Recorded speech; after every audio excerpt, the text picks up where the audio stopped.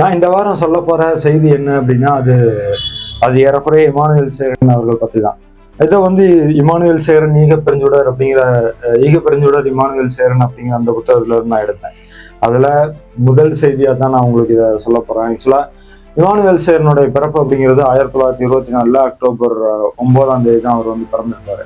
அவங்க அப்பா வந்து வேதநாயகம். அவர் வந்து ஒரு போலியோ நோயால பாதிக்கப்பட்ட ஒரு அவர் வந்து வாத்தியார் பணியில இருந்தார் அப்படின்னு சொல்லி சொல்லுவாங்க. பட் ஆனா அவர் வாத்தியார் கிடையாது.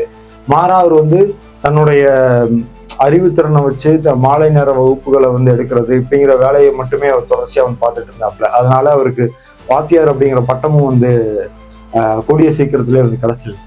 அவங்க அம்மா வந்து பெரிய ஒரு ஒரு ஒரு ரீடர், அதாவது நல்லா படிக்கக்கூடிய ஒரு நபர். ரொம்ப மிக முக்கியமான நிறைய பேரை வந்து இமானுவேல் சேகரனுக்கு அறிமுகப்படுத்தினதும் அவங்க தான். அவங்க பேர் வந்து ஞானசுந்தரி.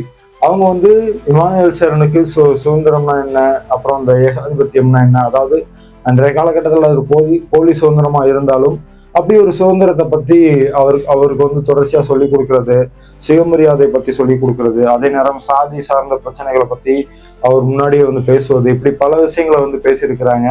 அதுதான் இமானுவேல் சேகரனுடைய சாதி எதிர்ப்பு போர்க்களத்தையும் அதே நேரம் இமானுவேல் சேகரனுடைய ஏகாதிபத்திய எதிர்ப்பு போர்க்களத்தையும் வந்து தீர்மானிச்சது. அப்படிதான் அவருடைய வாழ்க்கை அப்படிங்கிறது ஆரம்பமானுச்சு. இமானுவேல் சேகரன் வந்து தொடர்ச்சியா சாதி எதிர்ப்பு போர்க்களத்தை வந்து சந்திக்கிறதுக்கும் இந்த பேஸ்மெண்ட் தான் காரணம். உங்களுக்கு இந்த செய்தி வந்து பிடிச்சிருந்துச்சுன்னா லைக் பண்ணுங்க, ஷேர் பண்ணுங்க, அப்புறம் மறக்காம இந்த சேனலுக்கு சப்ஸ்கிரைப் பண்ணுங்க. இதே மாதிரி இமானுவேல் சேகரனுடைய தொடர்ச்சியான பதிவுகளை நீங்க வர்ற காலங்களில் வந்து பார்க்கலாம்.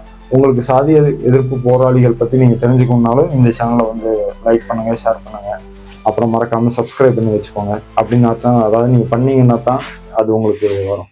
நன்றி.